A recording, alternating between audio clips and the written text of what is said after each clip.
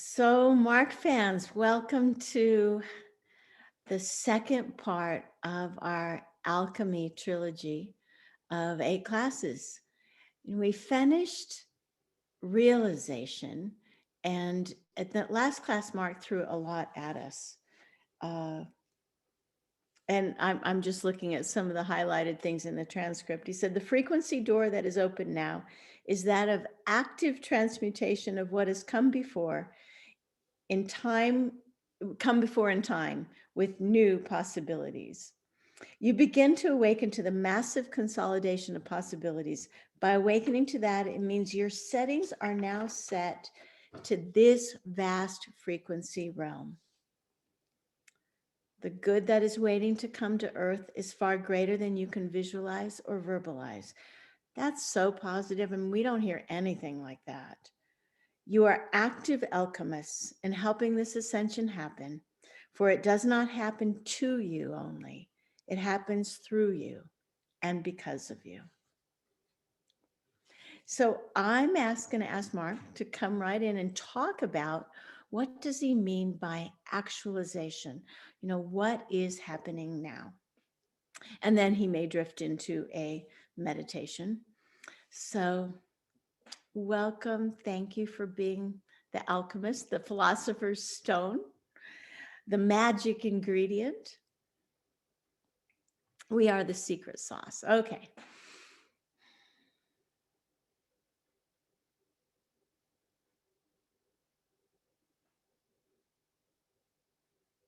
Welcome, journeyers. This is Mark. The journey you take is not directional.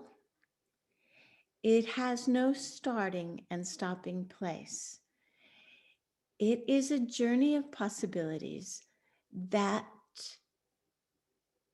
lets you unwrap the possibilities that are coded for you. It's much like under a big Christmas tree that the presents have somebody's name on them. Well, the presents that you unwrap are coded for you. This journey is one of unwrapping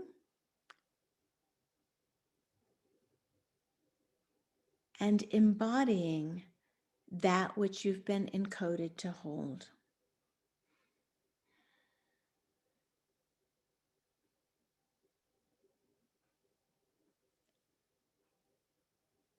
We've used the word actualization.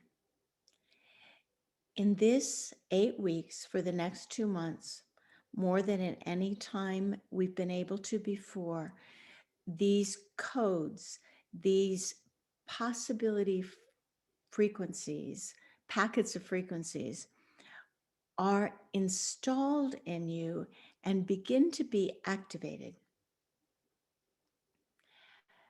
The actualization is you becoming more of what your secret coding has always intended. You will have moments of great clarity where ways of behaving in the past all of a sudden are without energy. They are nullified and vaporized. And insights that could have come at any time before in your life but didn't will come. Insights of, oh, I never saw the world this way. I never saw my behavior in this case in this way.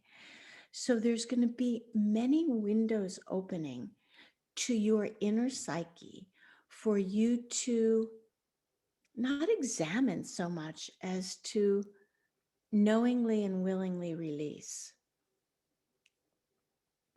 Knowingly and willingly stop behaviors that have solidified who you've been, but have also solidified you out of who you can be. The energies now are much more pinpointed. It's the difference between, say, an atomic bomb and a drone strike with laser precision. So the energies that will come are not massive energies, but pinpointed for just those realizations, just those awakenings that are next in your process of hmm, becoming that which you've been encoded to come. Now, we're using the word encoded quite a lot. What we mean by that is a preset initiation code that has always been in you, an activation code that has always been in you to be activated at the right time. So when these codes begin to be activated, you'll find that you'll make changes very quickly. Your insights will be quite clear and rapid, and they will not have a precedent. You won't have the insight because you've been working forever on that issue. You'll have the insight because it's time for that issue to be vaporized.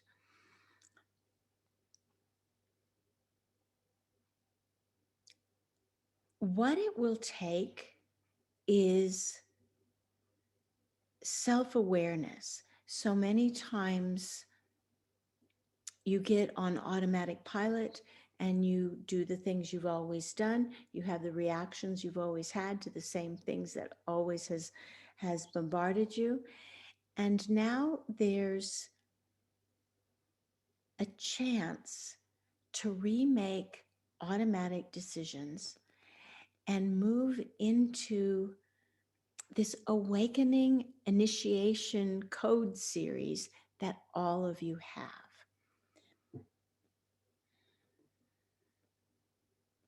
The result will be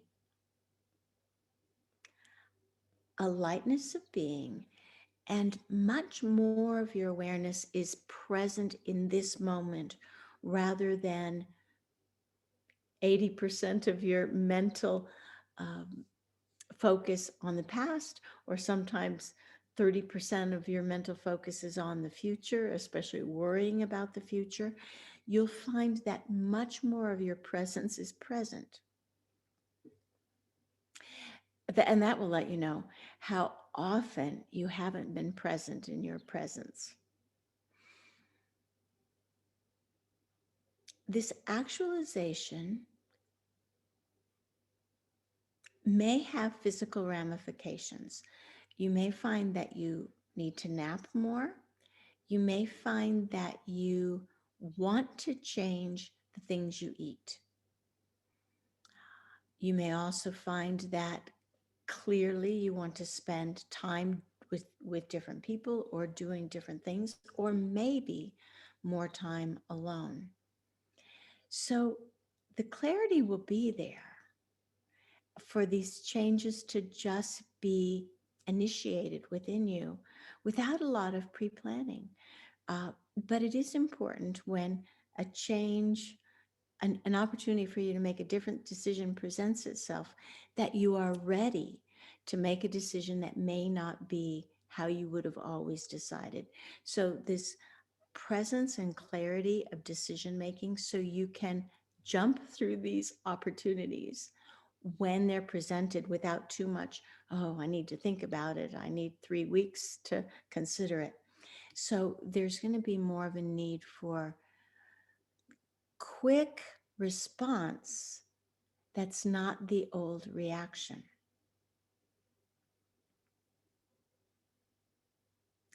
So rather than talking, what we're going to do is a vast undertaking, really, given the differences in all of you. But with your own guides, with your own higher self, what we're going to do in a massive restructuring is imagine that we're lining all of you up in your own starting lane of a running race. So each of you have your own lane, and in your lane, there's going to be the codes the hurdles, the learnings, but each of you, you're running together, but each in your own way, and each of your activation codes will come at a different time in your lane as you run. So what we'll do now is put you at the starting line and set you off in your lane, not so much so that the activations can begin, but they will, but so that you have a sense of being self-directed in your consciousness, so that you feel into not the words we say necessarily, but the feeling of your running lane. What do you feel like? What is your strength? Do you feel a change? Do you feel something? Do you see something? The activation codes will not all happen in this class. They are embedded in you for your entire life, but also for lifetimes after this, and not necessarily human lifetimes, but when you live in other dimensions, you're still in that lane. You're still activating the codes that are specific to you and your perfection. So let us keep with the metaphor of all at the starting lane of a very wide track. And you begin to feel your space forward. Feel when there shifts and just be with it. We'll call you back before too many changes happen, but we're setting up the race of alchemical actualization now.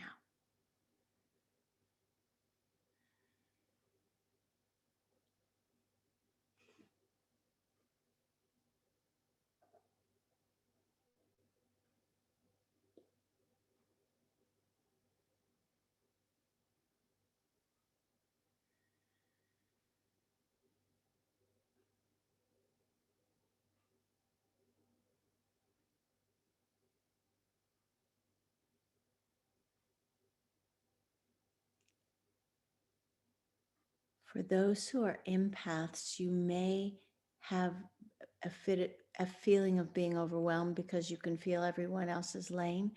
Please focus on you, your feelings, the energies. And there may not be so many energies. It may simply be a space. Focus on you. Yes, the fact that everyone's running the race is going to be helpful, but now focus on you, your lane at the starting line.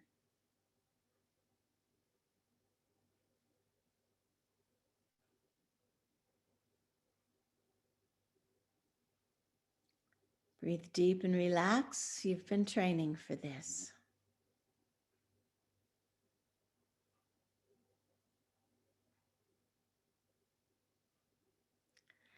And there's no need to run.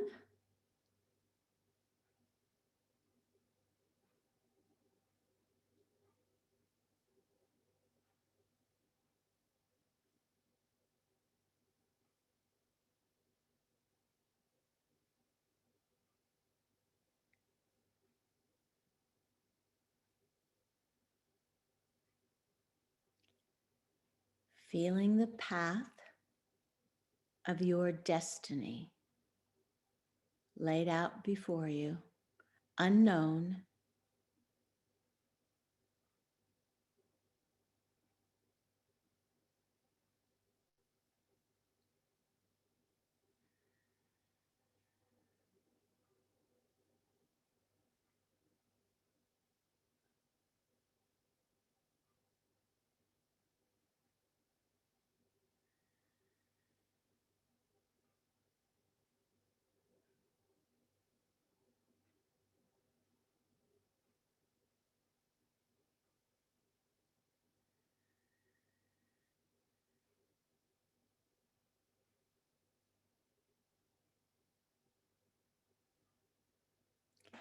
Right now, it's feeling that you are in your space moving forward.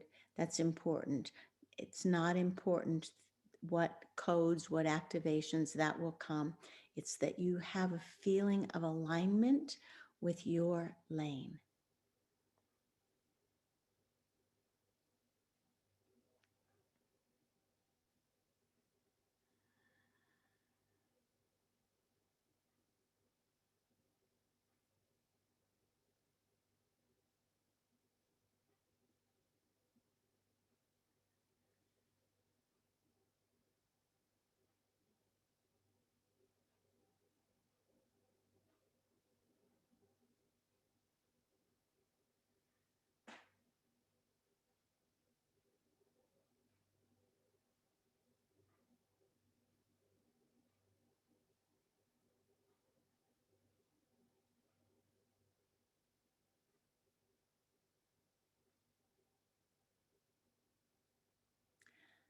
Not so much to see or do here, simply the feeling of rightness.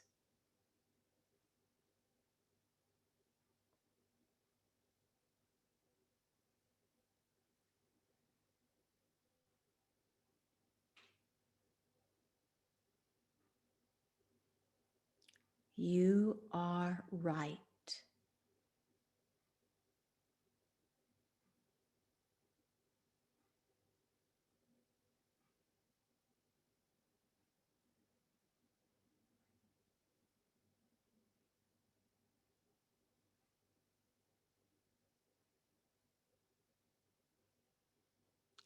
Getting the sense that even though you can't see what your lane means and what it will run into, that it's clear, that you will clearly move along your path of destiny.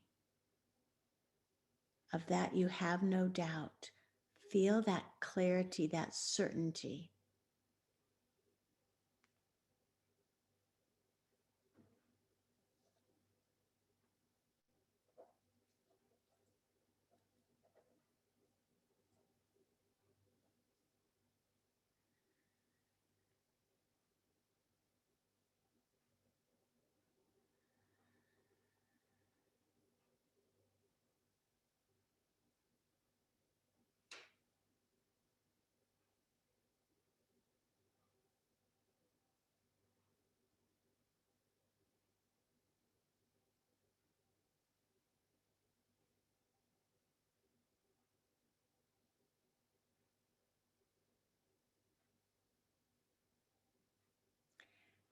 And now it's appropriate to sense in a celebratory way the others who are walking their clear paths of destiny.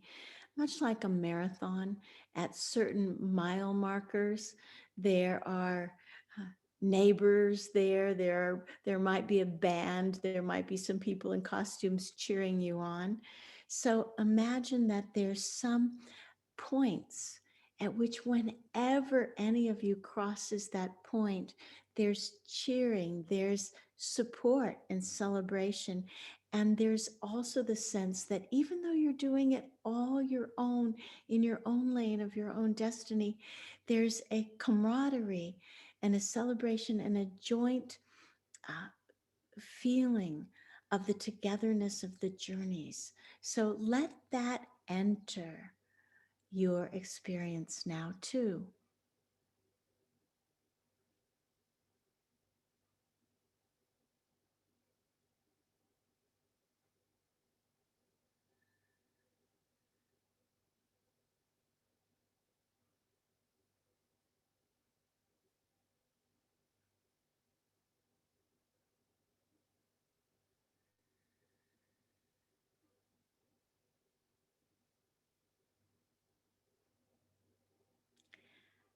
Ask your own higher self any insights to keep you walking forward in your lane, even though you can't understand what's in front of it.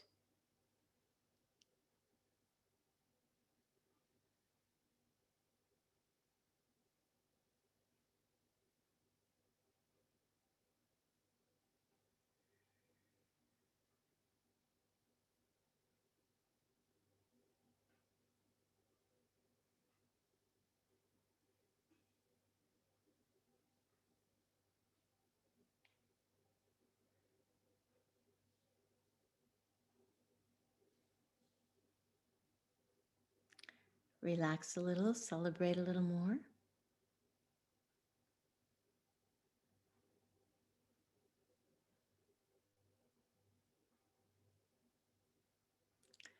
Feeling a sense of certainty, of exploration, of wonder, of enjoyment.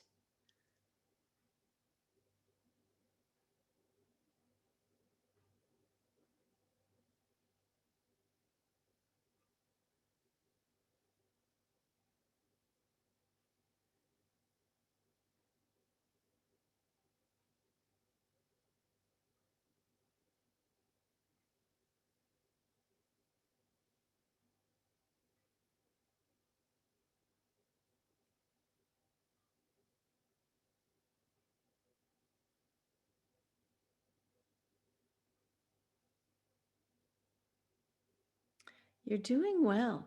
All of you have a clear sense of your space, your journey, but with the connection and the interconnection of all the others to add in the joy. So you're holding that complexity.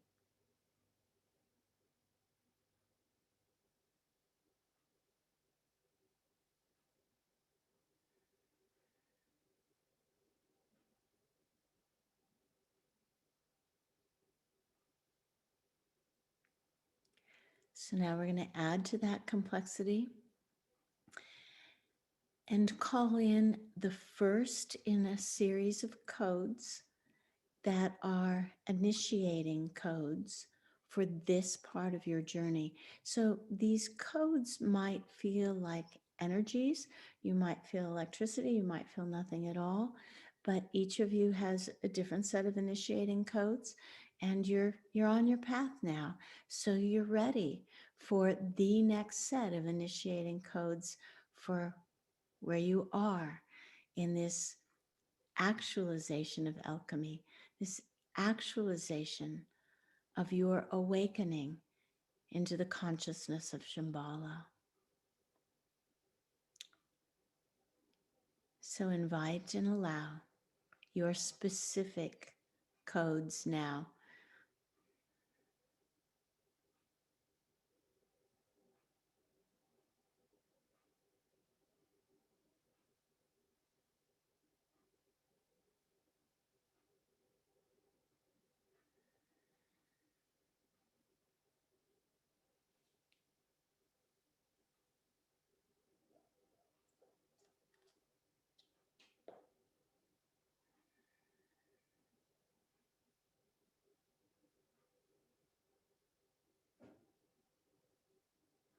Feeling them isn't important, just your intention to receive them.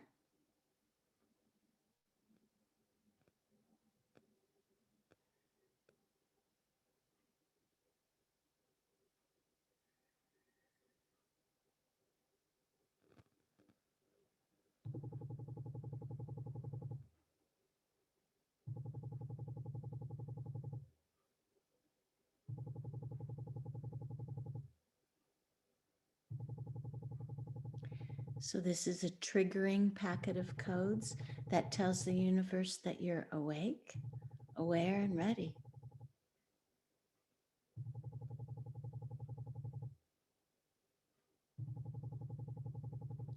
Each set of codes is for the further actualization of you in your own way, in your own lane of destiny.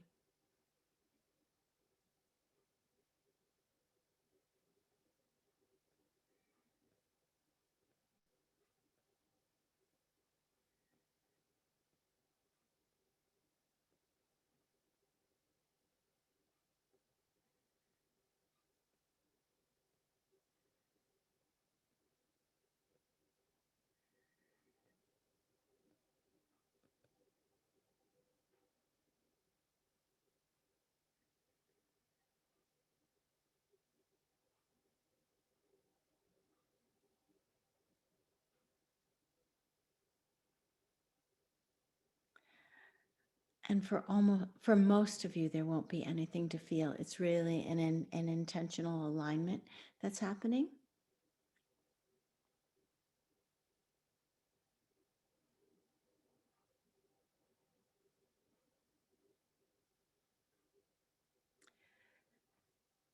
Pay attention, be inner focused, feel your energy field. What's different about your consciousness?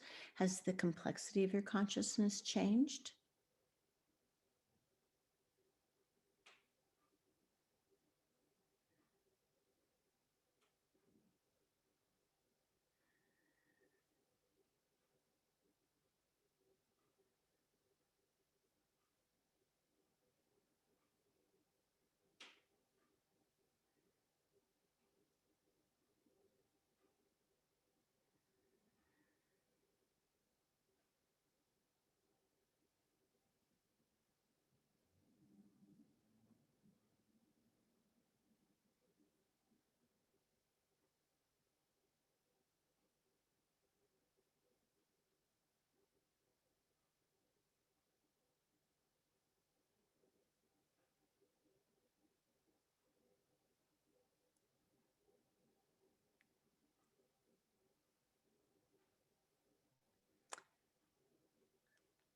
So let us talk a little more about this opening up of the complexity of your consciousness. Many times we take you to a space that it feels light, it feels open, and you have gained skills in that awareness. But now in that light and open field, we want you to feel there's layers, there's movement here in this direction, there's movement there in that direction, there's movement here, there's spaces and openings. So as we move into the actualization of alchemy, there needs to be more of a maturing of your ability to follow spaces of consciousness that are yours. So, what these codes do is unlock this doorway, unlock that doorway, unlock this doorway all at the same time. And because they're perfectly set for you, they are codes of you, of your awakening, you're able to grasp what's unexplainable, and that begins to mature your ability to hold finer, more complex states of awareness. We'll be quiet while you feel that.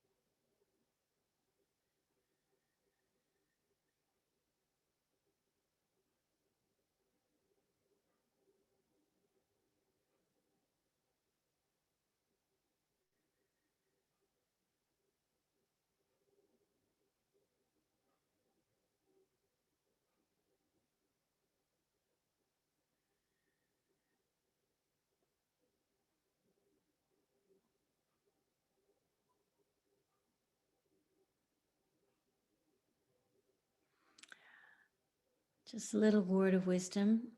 Don't try so hard. Just relax and then notice what your relaxation shows you. If it shows you nothing, that's perfect. You can't do this wrong. It's done.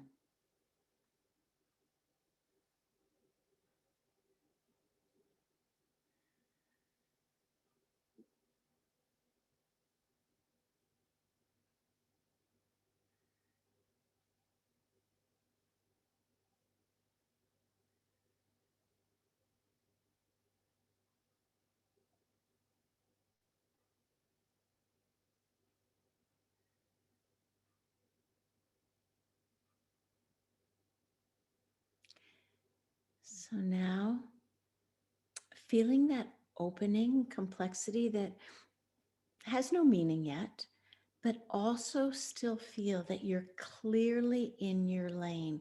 You are clearly you, being you, not knowing what's unfolding, but absolutely strongly confident, happy that you are perfectly where you belong. And we don't just mean the small you, we mean the greater, multidimensional you.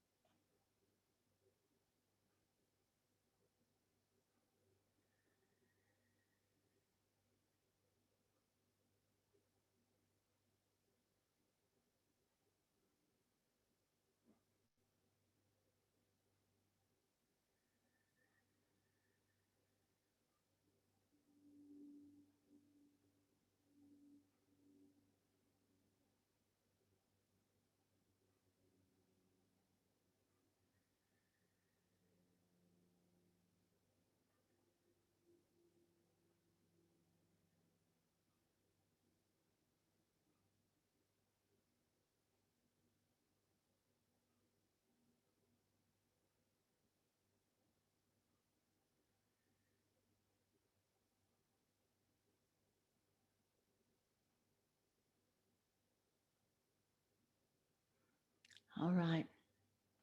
For now, we can imagine that this race has many laps and that you've all completed this initial activation sequence of codes in your lane. And now we'd like you all to enter a celebratory space where you can get out of your lanes. People squirt you with water, people are hugging you. So your lane is there, it's set. You're never going to lose yourself again, no matter what happens in this world. But now feel that although you are running your race in your lane and will continue to, it really is a race of all. It really is everyone together celebrating. So feel that and enjoy that.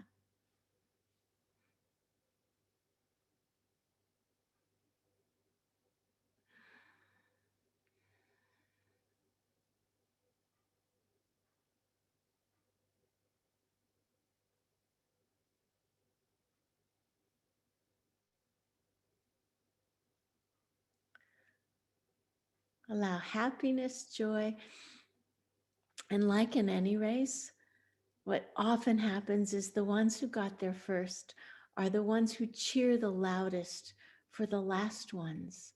And so the last ones aren't you, they are others on their path. But stay there gathered and cheer all beings as they make it on their way in their own timing.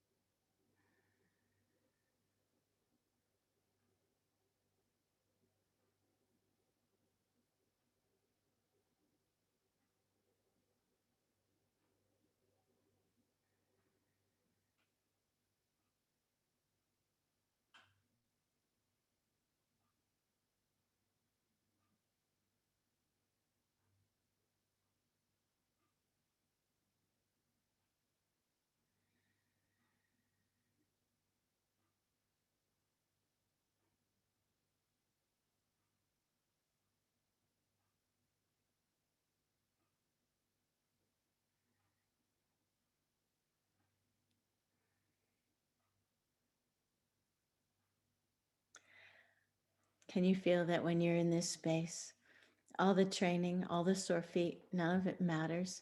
It's just pure joy. Allow that. There's other laps, but this is now pure joy and celebration and happiness for all.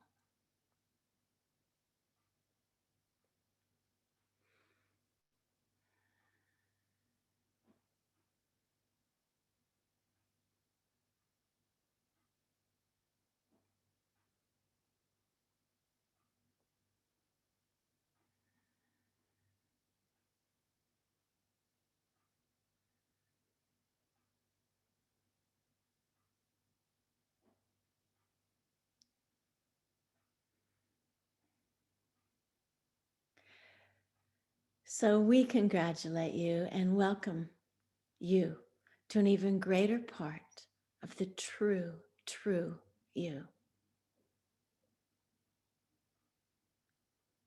Thank you. This is Mark.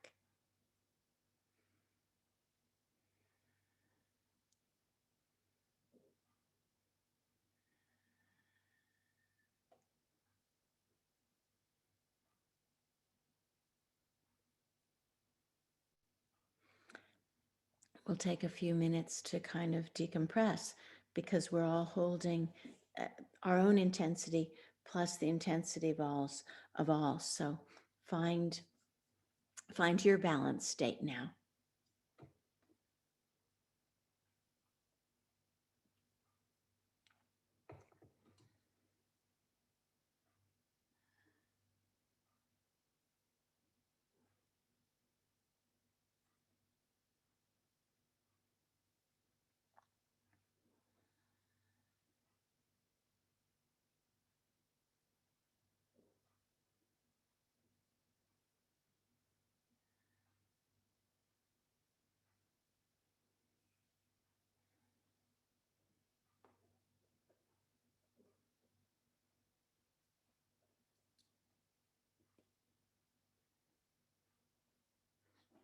So notice how you feel without your mind trying to explain anything.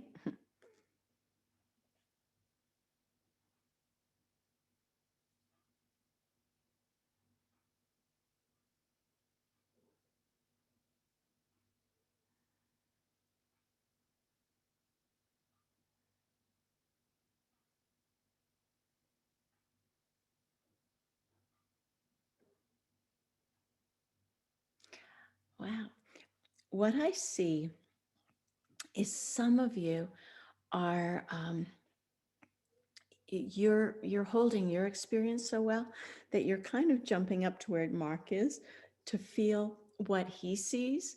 And so those of you who can do that, what you're feeling is mm, there's a lot of complexity and it's not yet smooth. So you can tell that he's waiting for a smoothness. So just in case some of you are looking at the big picture, more and more of you will be able to feel where how Mark sees us as a whole.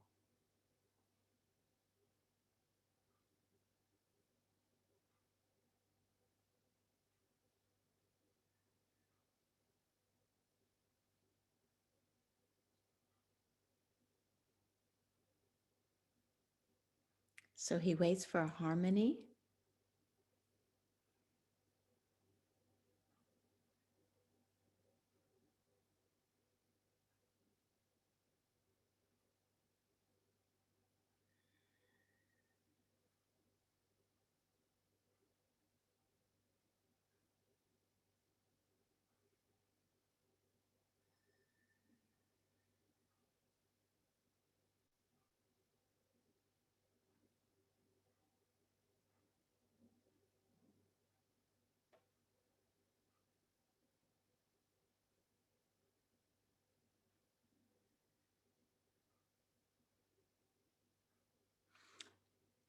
And you might think that that harmony that he's waiting for is kind of a quietness.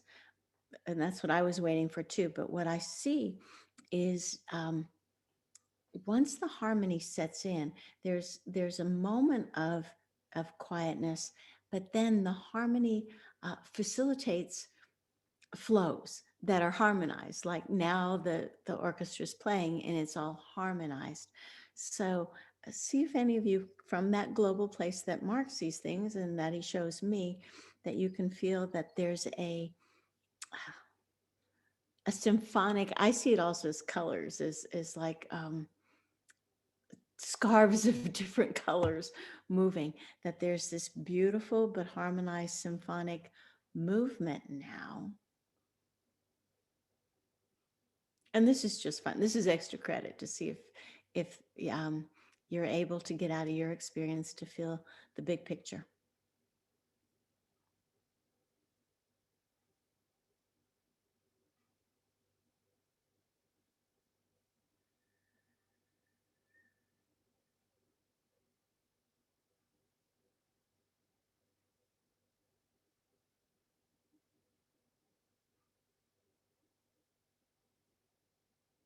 Okay.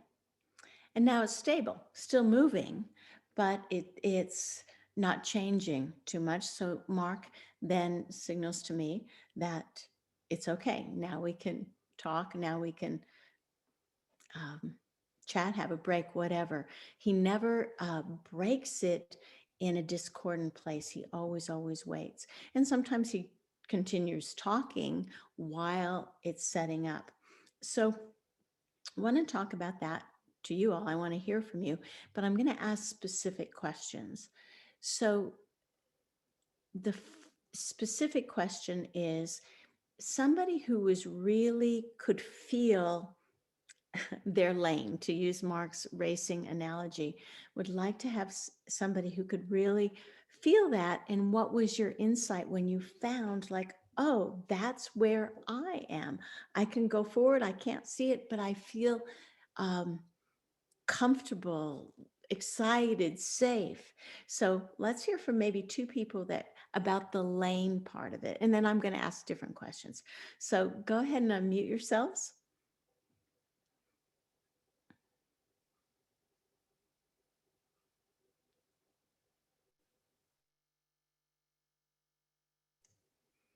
So whoever felt that that lane thing was important in the race.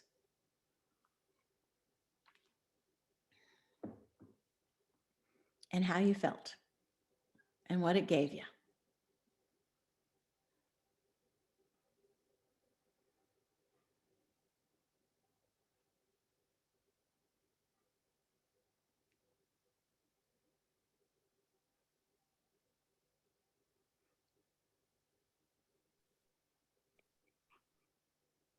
All right, Shay, we think you're really going to speak this time.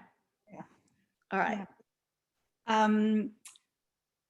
I wasn't on a track. I was running along a path on a mountain, and the path was on the edge of this mountain, and I would stop every once in a while to take in everything, the hugeness, the beauty, the closeness to source, and then come off the path a bit, and there was a small valley, and then that's where the party and the celebration was. And actually we were kind of in the Dead Sea, and like, anyway, it was tremendously fun.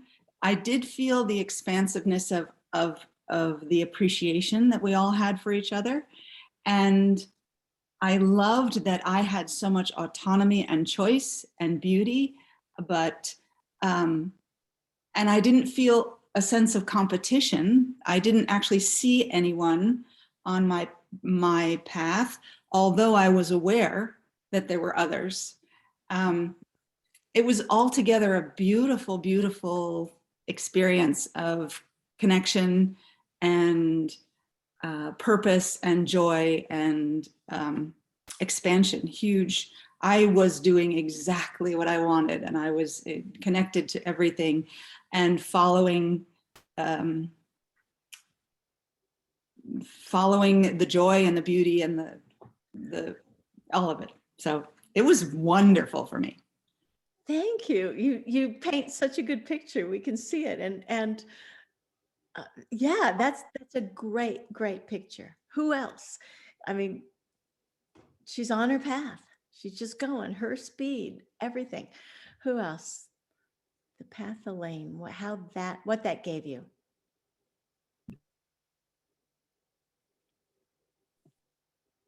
I would like to speak. Oh, you go. Go ahead, Magdalena. Yeah, I'd like to share with quite a bit of difficulty, I must say, because my experience was very, very different from Shay. Before actually stepping into the path, I felt fear. I mean, like I was kind of frozen into the ground and I couldn't really even step into the path. It took a lot of push to step into this lane. And then when I was on the lane, it wasn't actually lane. It felt like I'm sort of in a tunnel and I barely could move through it. I felt that I actually physically could feel the heaviness in my legs. And instead of feeling joy and happiness, I felt in a way isolation and still fear. And when I was slowly walking forward, I've seen the end of the lane or the tunnel and the light over there, and I just shoot through it just to get to the other side. But then I look around and I felt ashamed and guilty that I couldn't face the path, that I almost ran away from it. So it brought really like very, very heavy emotion. And when you say about the codes, then finally I felt like it's almost like my consciousness is growing and just exploding and blowing everything away. So I don't know why I felt like that, but it was very, very unusual, very, very heavy. So Magdalena, did the codes change the experience? Did the codes take you out of the tunnel, out of the shame, or what was their effect when you got them? The codes made it lighter, and the codes made me almost like swelling up, getting bigger, like destroying whatever limitations were around me. But in a way, the heaviness still stayed. Okay. So in one way, I managed to just free myself from it, but it wasn't joyful, right? So it wasn't happy. It was very isolated and very actually suppressed in a way. Thank you for staying with it. Thank you. For just being in your experience and not trying to make it something different. Well, I know that we're all here for a purpose, and it'll be really fascinating to see what does open for you. And thank you for saying that, because that's going to open up for others who didn't have joyful paths. Thank you.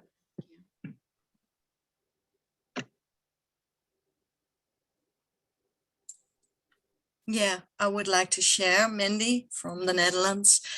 I was also on a mountain. I was running my lane, and then I was just, picked up and put on a top of a mountain.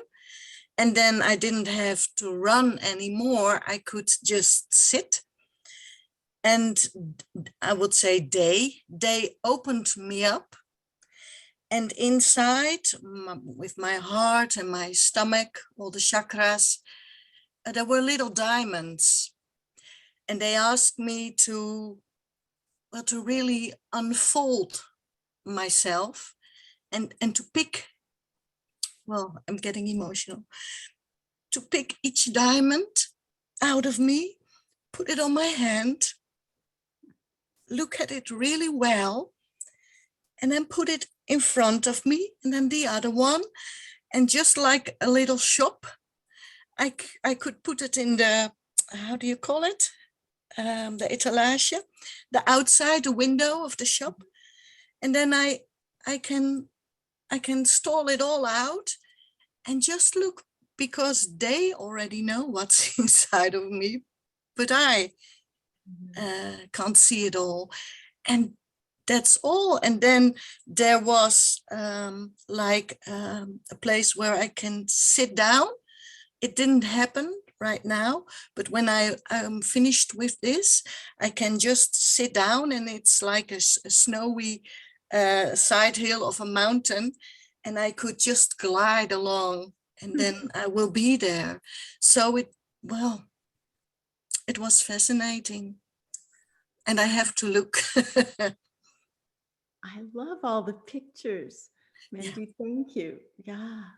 And do you feel when everybody speaks, you share their lane, and that's the way it is. They speak, and that's part of you as well. That's part of this complexity that we're opening up. Let's hear one more about the experience of the path or the lane that's yours. May I share? Yeah. This is Mary from the US. My lane was vertical and connecting with my soul. It was like the soul body. I mean, it was like this, that was the experience, was a vertical lane in that connection with my higher self, my soul. And the codes came was like my soul was trying to help support me in lifting up or surrounding me with the codes. And so what I felt then was that expansion of the codes. And then as far as other people in other lanes, it was like everyone was in different lanes, parallel lanes, all vertical lanes. And like we could just go across horizontally and celebrate with each other, even when people were in a little bit different places.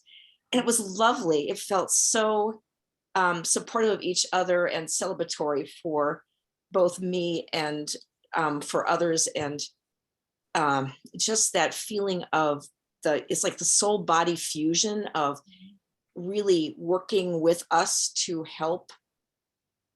Help isn't the right word, to embody us with the codes and the energy. So thank you so much. I love everyone's imagination. Thank you. I mean, you say it, we can feel it and see it. So let me ask now, the codes, who can share what happened when you received these initiating codes?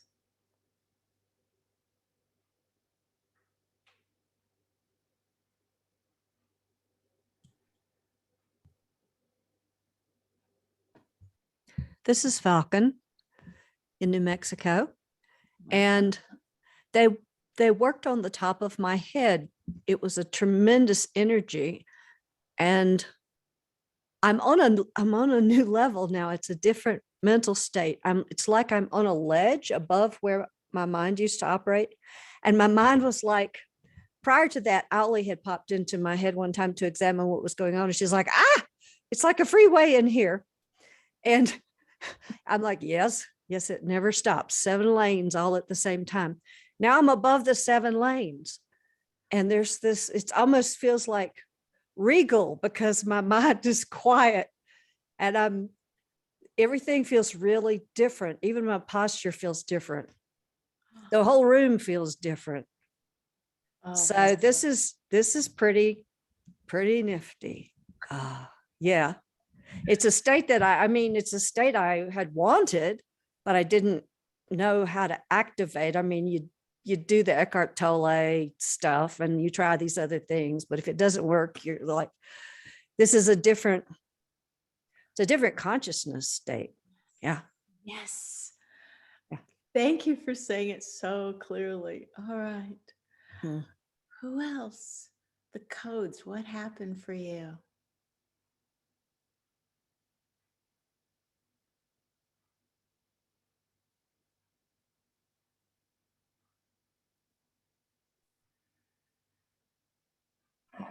Can I speak, please? Yes, welcome. This is Herminia from UK. So I felt the codes very, very strongly. They just came like a light rain from above, and they moved this old, stale, very heavy energy that I had in my chest, which I felt in my lane, and the kind of anxiety. They just moved it away. I just felt this heaviness going off my shoulders. And I really had to stand up and sort of shake it off and, and wiggle and do the dance and feel grounded. But there was so much joy in that. It was just amazing and just very expansive as well. Again, I can only second that I feel very differently now, just like the previous person said, Falcon, right? So very expansive, really, really harmonious and really joyful as well. It was beautiful. Thank you. I'm just sitting here with a big grin and I know the other 100. Me too. I'm sitting there like, I don't know what just happened, but it's great. Okay. Yeah. Thank you. Thank you so much. Welcome to our new world. All right. 1 or 2 more people. The codes. What happened then for you? I want to speak. Can you hear me? Yes, Well, go ahead. well, you know what? I don't always know how to answer your questions because my experience with Mark is there's not one class. They all seem to be the same and they all keep like the affinity symbol. They keep melding into each other. And what came up for me is that I didn't race. I wasn't in a lane. I was just there, and I was being shown how my codes are already being manifested. And so I wanted to share, like when Mark said that what happened to us in Lemuria, the galactic wars were still on. And so we couldn't do what we can do now. Well, that came in, and then Asar and his group that shared last week about the Draconians and the Arcturians, that was, oh, I'm still getting the chills, was so moving to me that I was talking to a friend in my family who knows all about the Dracos and what they look like and smell like and everything. And so I was sharing the place where Asar was coming from, you know, that they didn't know love or forgiveness. And the Arcturians came in and opened this place of peace that we were embodying that very moment with Mark. And so I was sharing with him, and he was stunned. He was stunned. He got to space and looked far away. I know he was looking at the Draconians, what they looked like and smelled like. He said, "That's what happened?" And I could feel the shift in him. And I got the chills. I got waves and waves and waves of chills.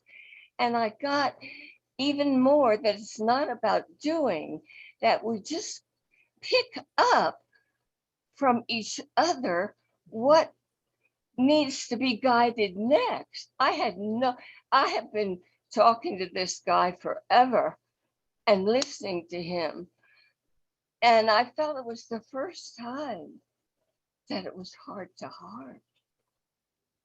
That I literally did not have an agenda. I was just sharing what Asar, what they're exploring, and yet it came through me. I was so, it has stayed with me. So I wanted to shout out that we may not know, and I have always wanted to know, and that's being taken away from me, especially by Mark all the time, every class. And I go, oh no, something else I have to give up, you know? And it's so smooth when it happens that, you know, sometimes we don't realize it's already happening. Yes. You know, it's already happening. And I am so grateful for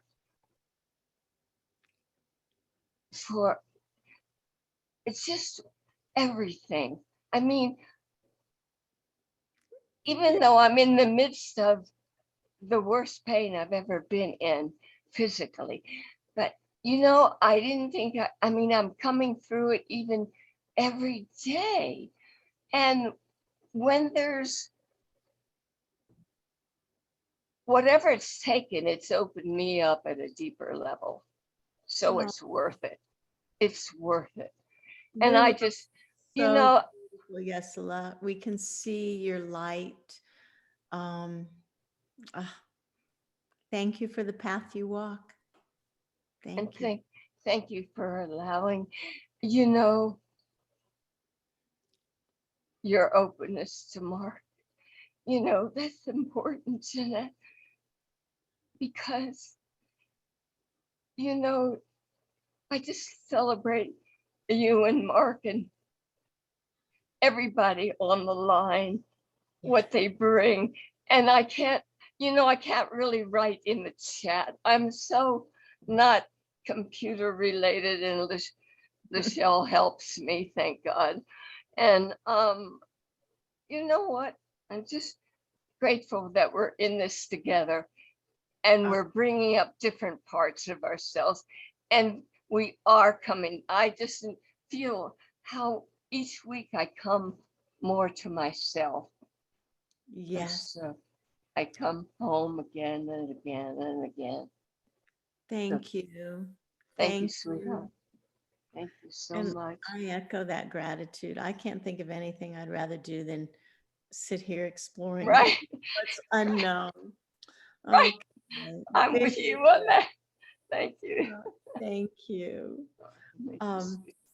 We'll see if there's one more person to talk about the codes, and we'll take a short break and come back and see what Mark has for us. How did the codes feel for you?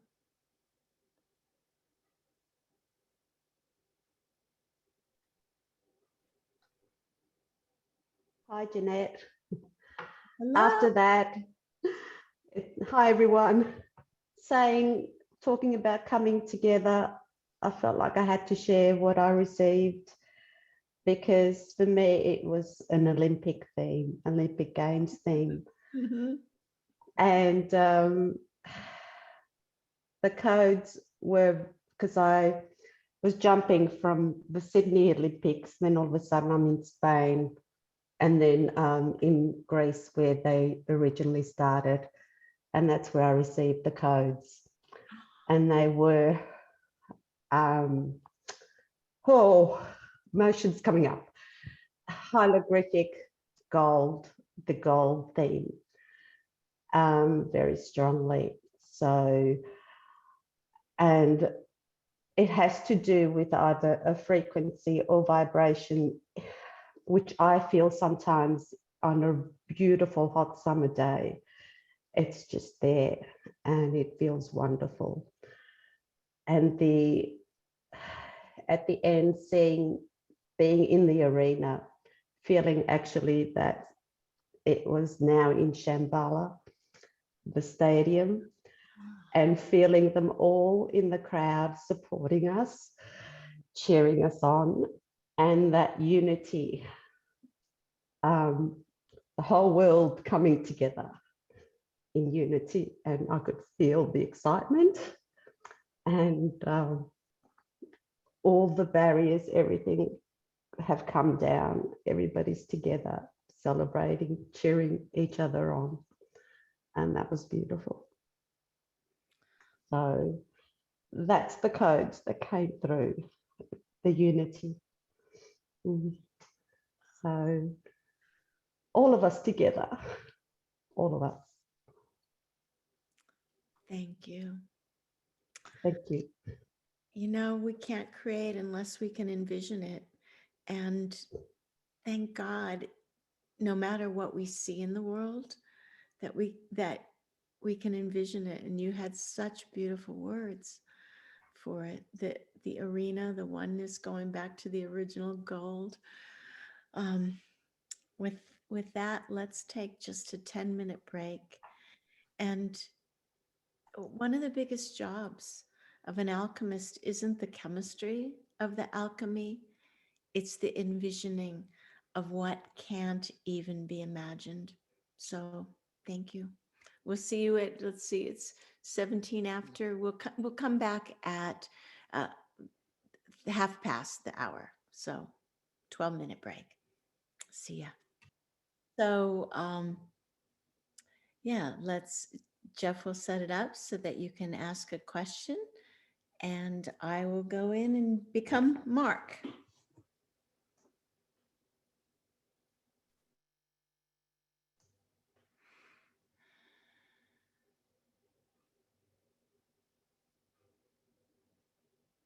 Go ahead if you have a question.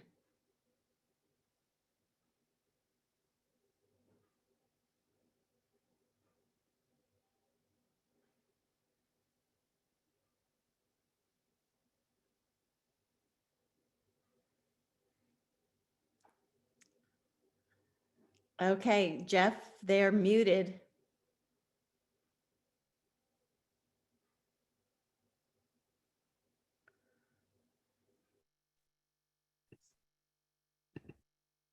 Hey, Jeff, Hello. after Hello. Go ahead. It was done. It was fine. Uh, I cannot, everything is so beautiful. Last time, this time, everything is great. I have the question about what is going on right now with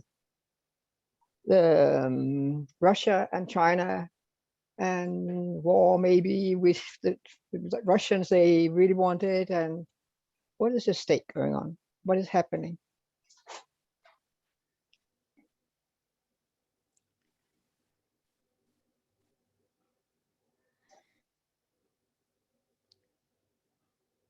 It is very important now that you all hold in what seems to be impossible visions of peace. The physicality may not move to peace yet, but no matter what you see, continue to hold this Shambhala overlay of peace, unity, oneness, because that is truth. A world where some have and have not, and where power wins, where brute force wins, is the outplaying of the old karma that was the same karma that caused the downfall of Lemuria and Atlantis. So there is not an imminent downfall. There is now two playing fields.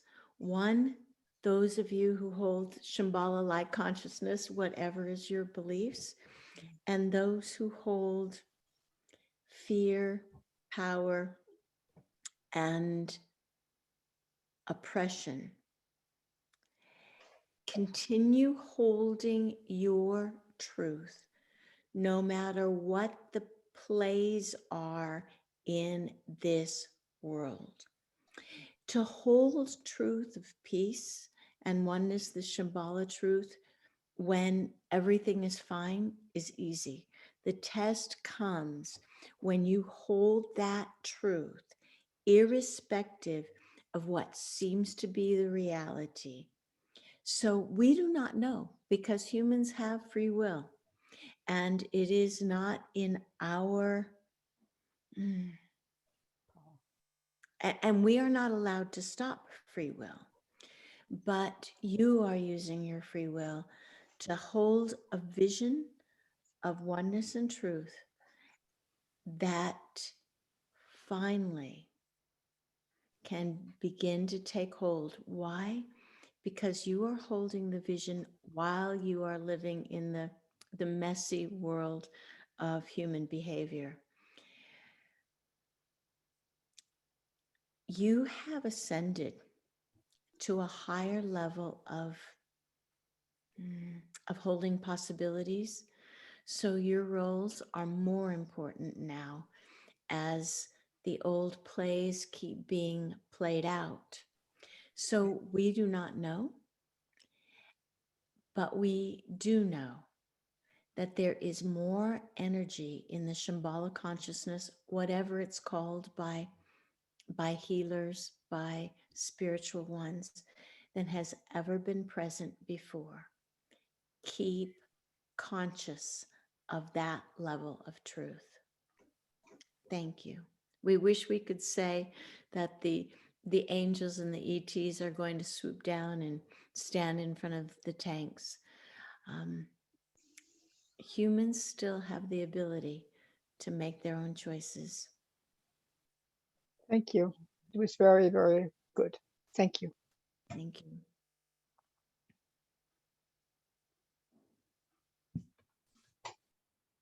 Yes. Who?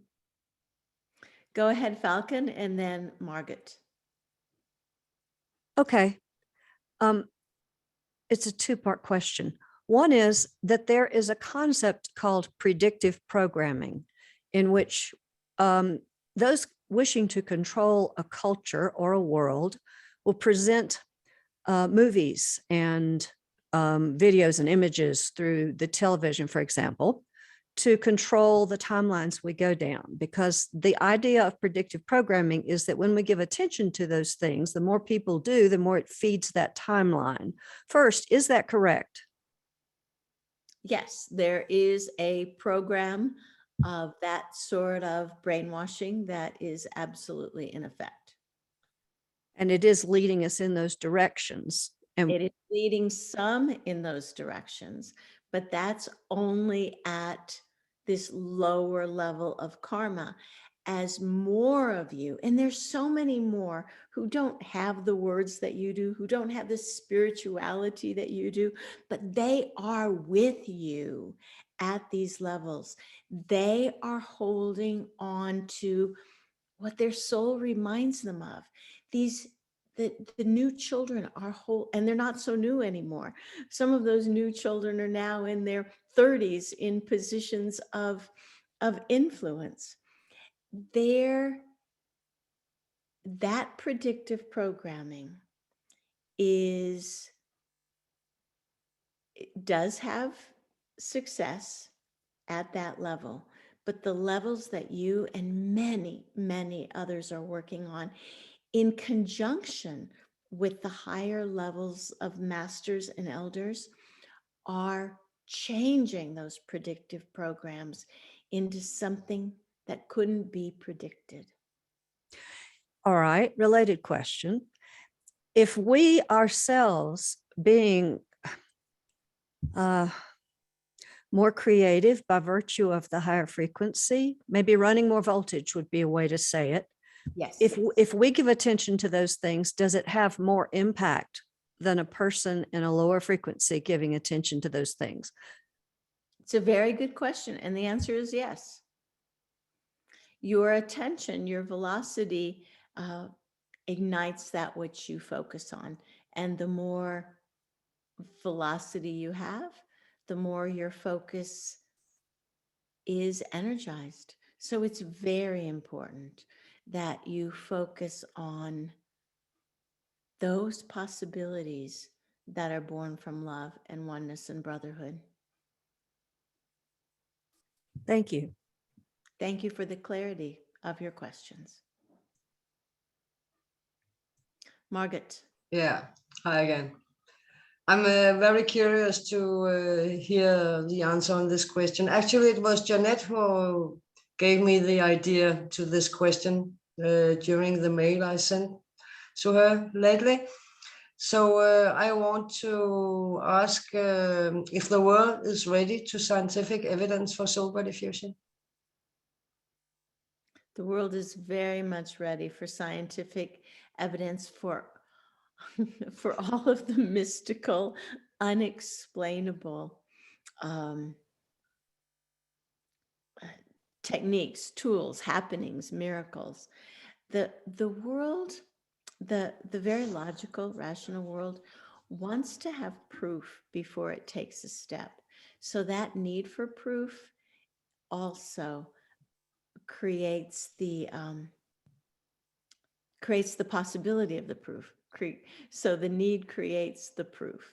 So please follow your instinct, run in your lane. That brings more people to soul body fusion. And it doesn't matter if it's called soul body fusion, to the integration of the physical with the spiritual. Thank you. Thank you. People are certainly ready.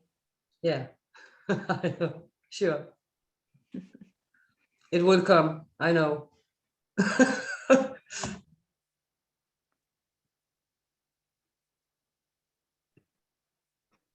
Hello, this is Bente from Denmark.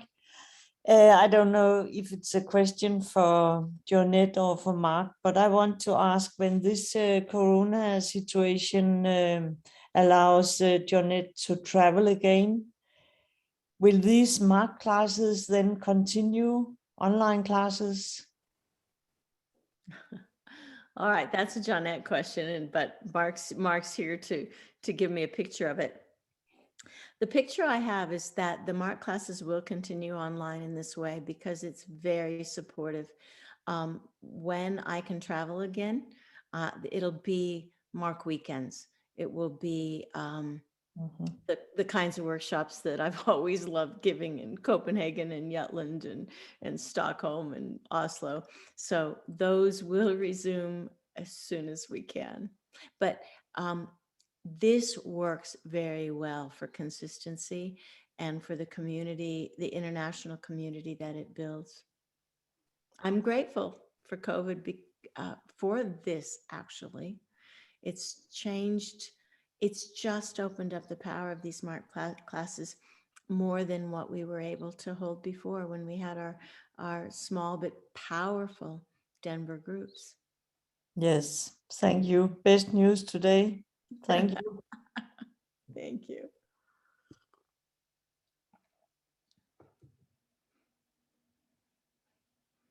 All right, who's got a couple hard questions for Mark? Give him the tough ones.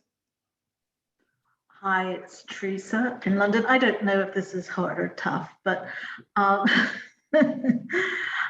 just going back to the codes, because if I'm correct, Mark said that we all have codes, and they will be activated at the right time, and we've activated this evening. And so what about those who are in like the consciousness that we were talking about with the war, ego, power? What about their codes? And can't they be activated? And or are we influencing because ours are being activated that? Great questions.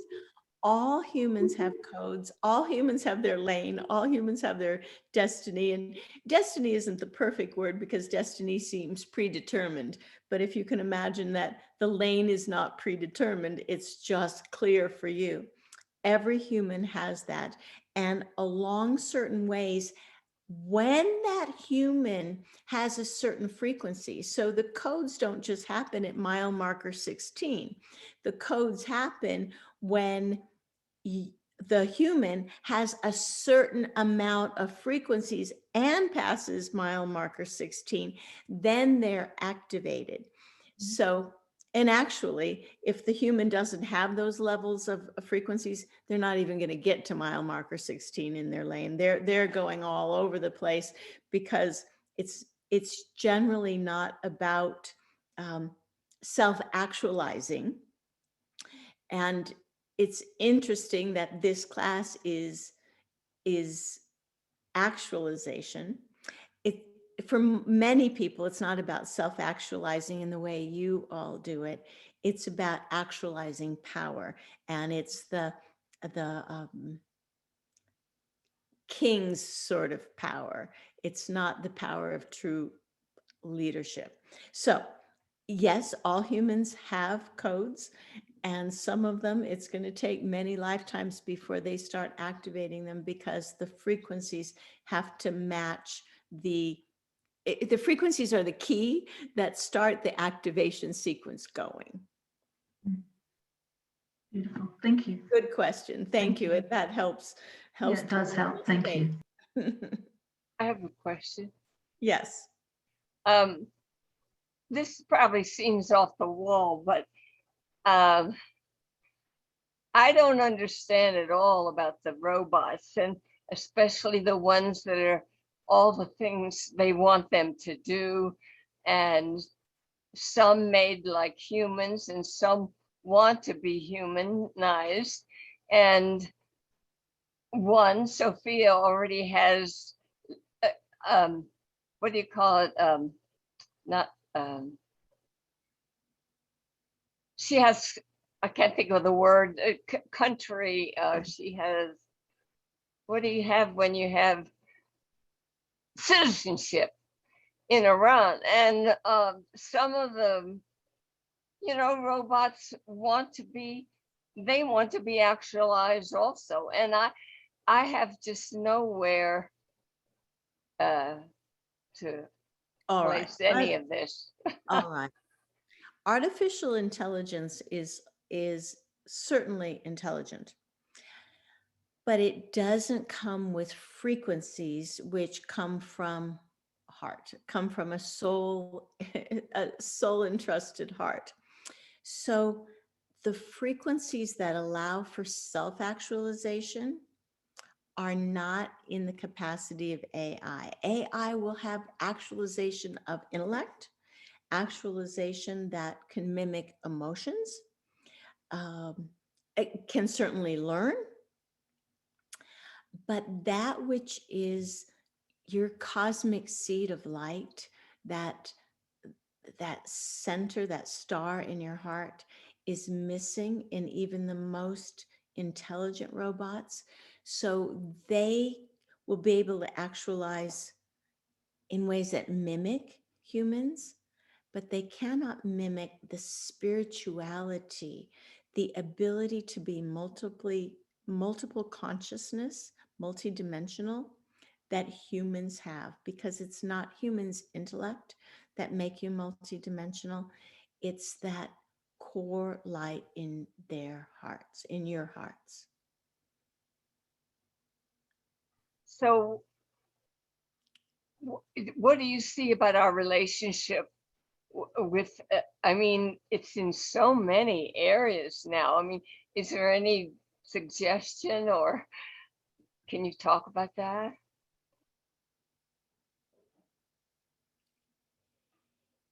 It's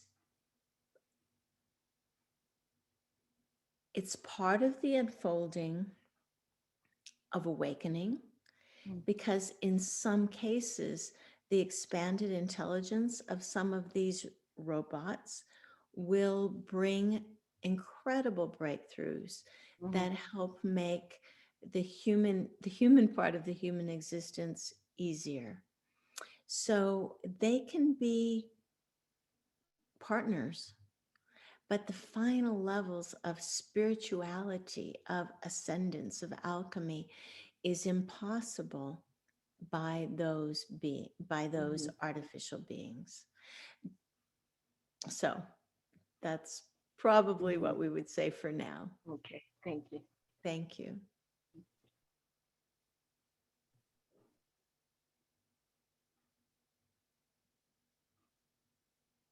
I have a question.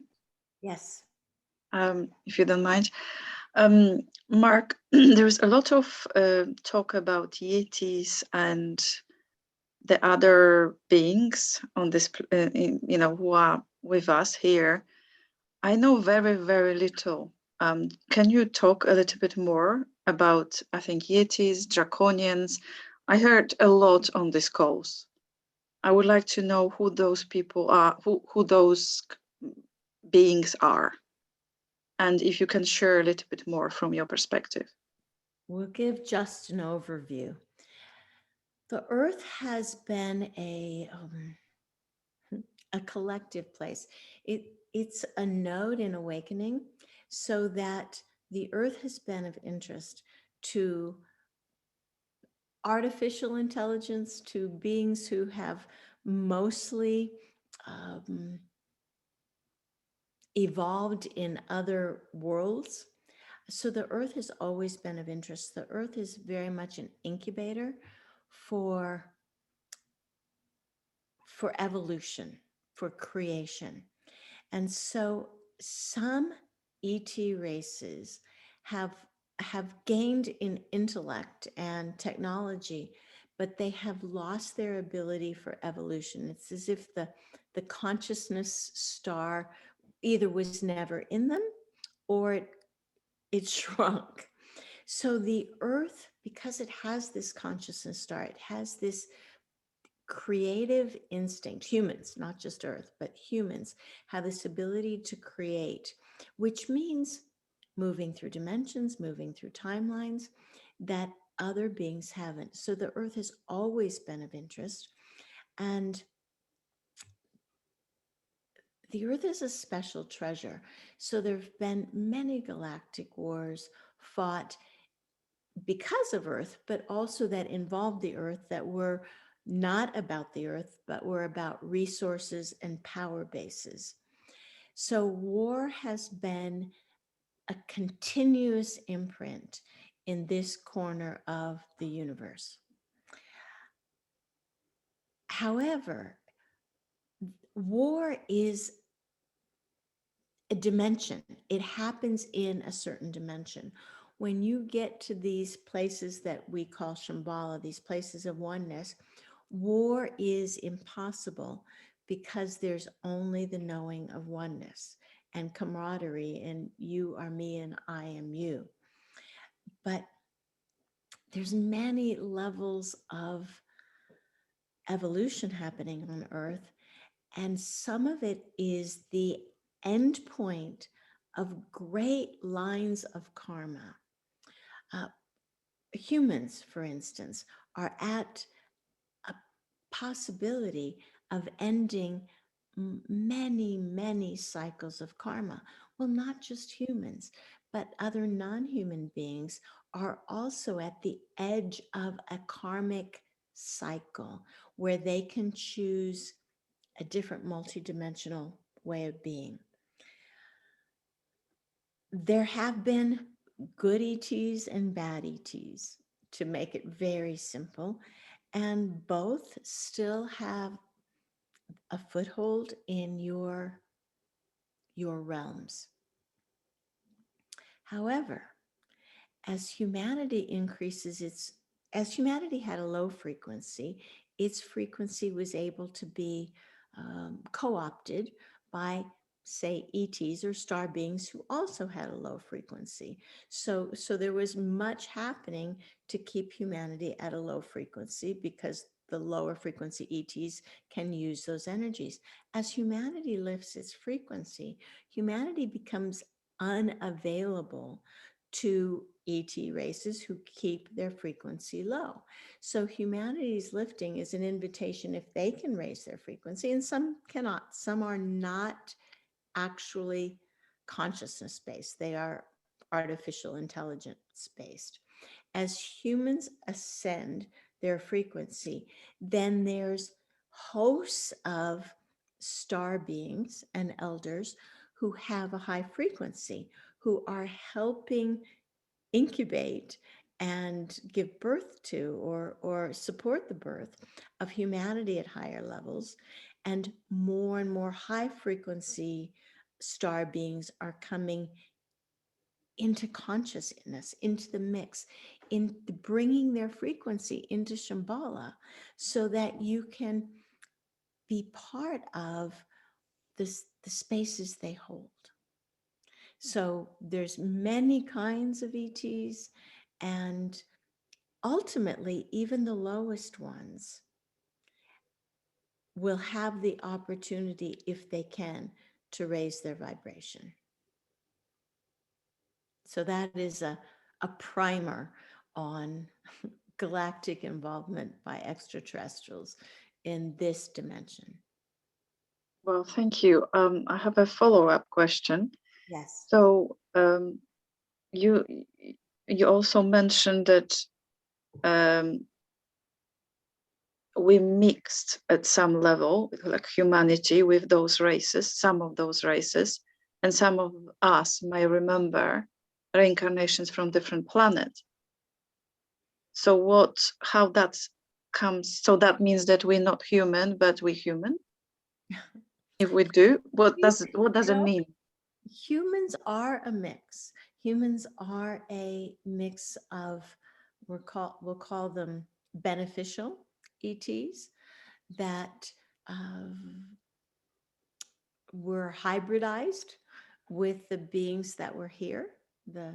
And so what is human is already made up of stardust, of star beings. And your souls your souls have been through evolutions, not just in the human world, but evolutions in the star part of your DNA. So some people remember their evolution in their non-human formats. And many of you, because you've been drawn to multidimensionality, you've been drawn to that which isn't strictly human, will remember and do remember that you are more than just a non-hairy ape.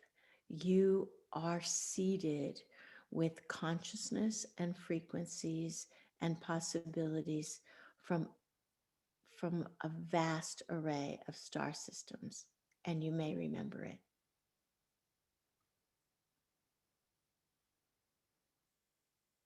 As you all get more interdimensional, multidimensional, the memories get stronger because you are moving up to the frequencies at which those memories were embedded.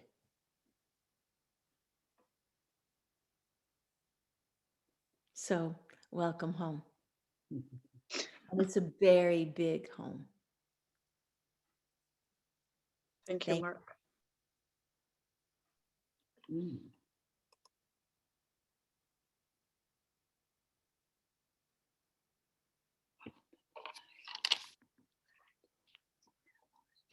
May I ask one more question? Yes, of course. Thank you. There's an idea circulating largely because of the law of one material, which is that the dividing line in the bifurcation will be based upon whether one is service to self-oriented or service to others oriented. And they say if you're above 51% service to others oriented, then you'll make the cut and go into the higher frequencies. And if you're service to self-oriented, you'll go on the lower timeline. Is it that simple, or what is the dividing line that creates those who will go? I mean, when you say frequency, that's rather vague. There is no dividing line. There is no bifurcation that is in the destiny of humanity. There is, so people who have a low frequency have more time. Time is relative. As your frequencies grow, you need less time for growing them because you're already there. The people who have a lower frequency, whatever you call it, and there's no percentage, there is no bifurcation in oneness. They all will move. We understand you're saying timeline. You'll share a similar timeline, but the experiences will be different. So the experiences of someone who's very holy will have a very different experience of the same reality as somebody who thinks it's everybody else's fault. So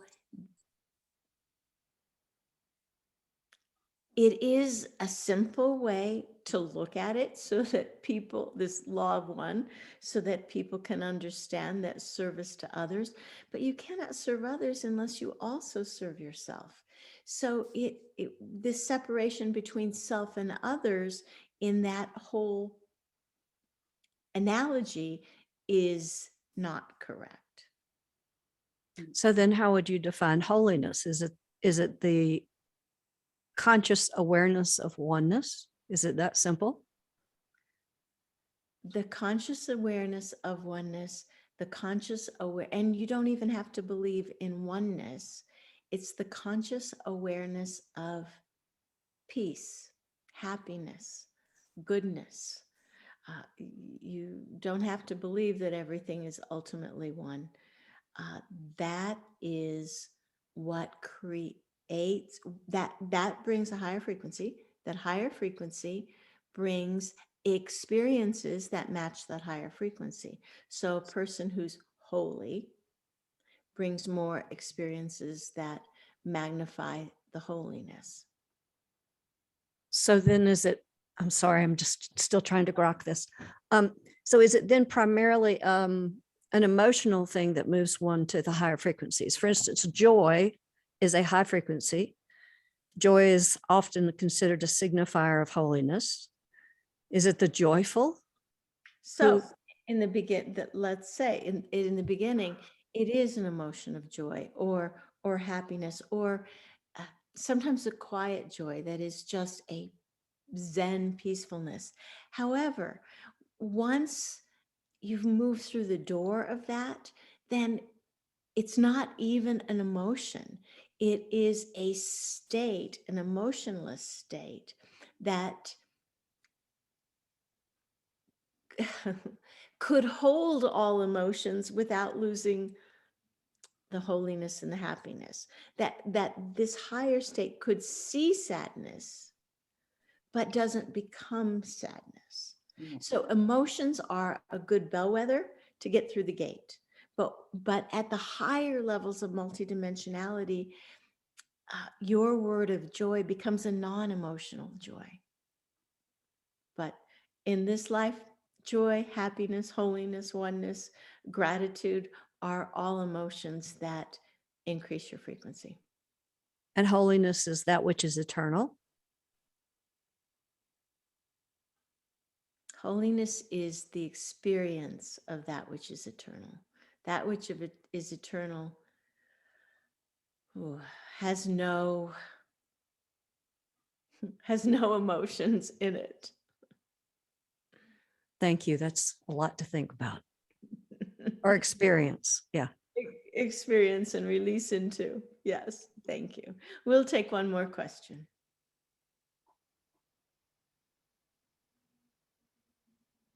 So in other words, when you get to the higher frequency, there are no emotions. That's right. Okay. That's right. And you'll all fall into that once in a while. You wake up in that state that's indefinable. It's wonderful. You don't want it to end, but you won't even pinpoint a name of an emotion. It's just endless wonder, grace. But it is above emotions. All right, dear ones, we have a final. All right, a final gift. So we'll have you turn off your videos and audios.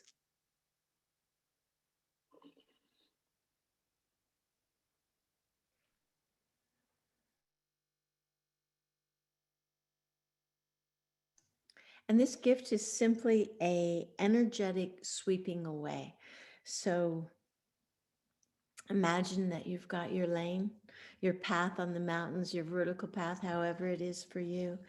And we're just going to transmit for a few minutes.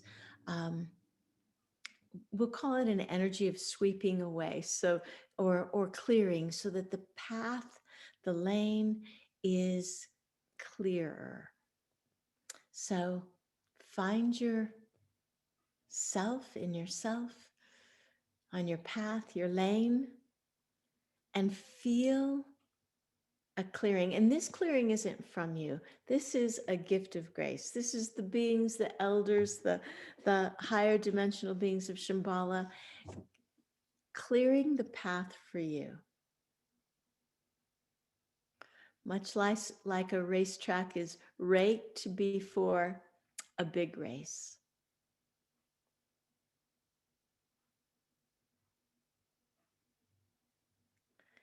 So receive the gift of these other beings clearing a space for you.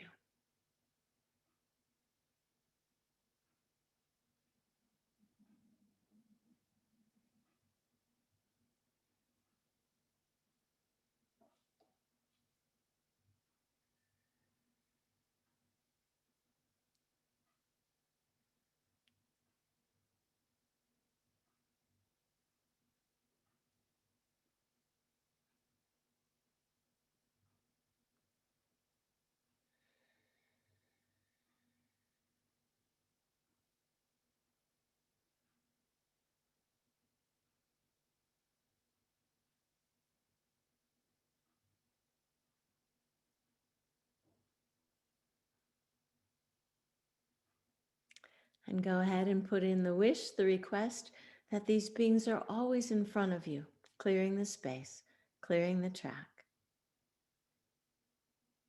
so that you feel personally supported.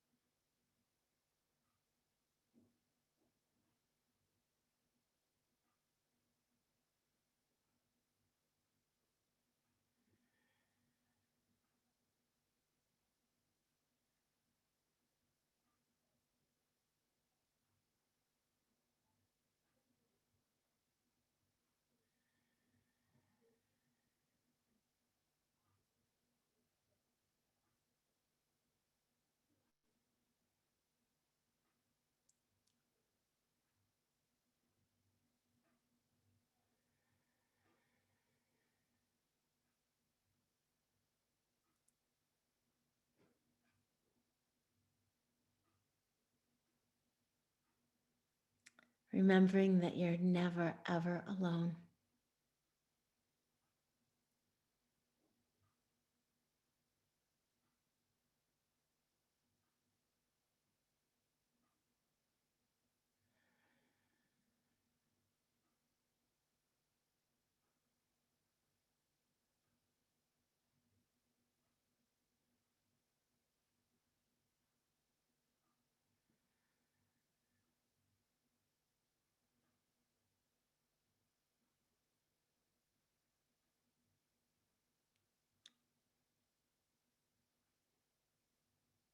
And now let this clearing, the sweeping away of your path, also just focus on your body now, where the higher beings sweep away some of the knots, some of the lower vibrations, some of the stuck places.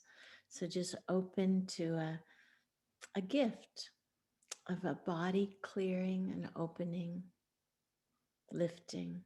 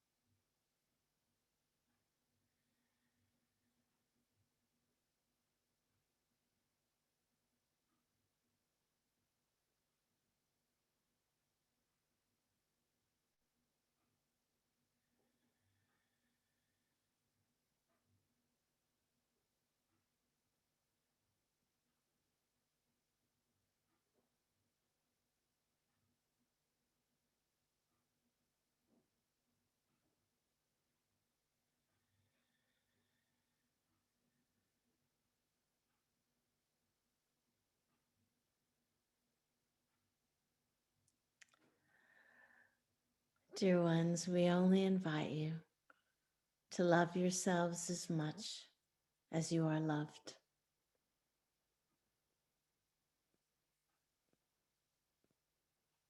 Thank you.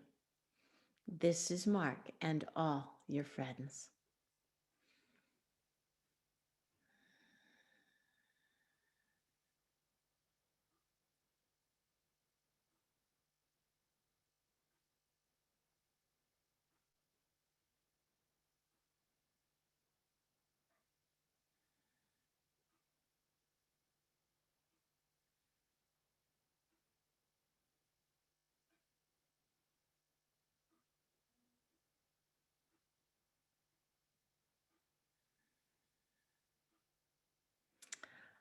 All right, well,